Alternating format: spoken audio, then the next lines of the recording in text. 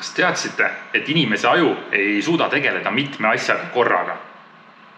Aga meie mõtleme, et miks ei suuda? Ma saan samal ajal sõita autoga, rääkida telefoniga, tegeleda lastega ja süüa ka veel burgerit.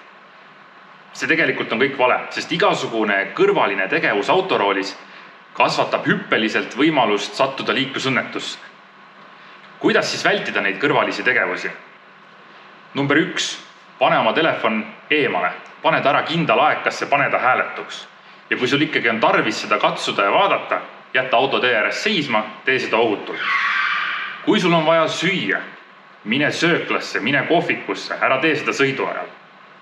Kui sul on vaja tegeleda lastega, jätta auto seisma, arvesta sellega, varu lisaaega ja saad sellega ka ohutult hakkama. Samamoodi, kui sul on vaja GPS-i seadistada, tee see juba eelnevalt ära ning sul on palju turvalisem sõita. Kui juhid, siis juhi.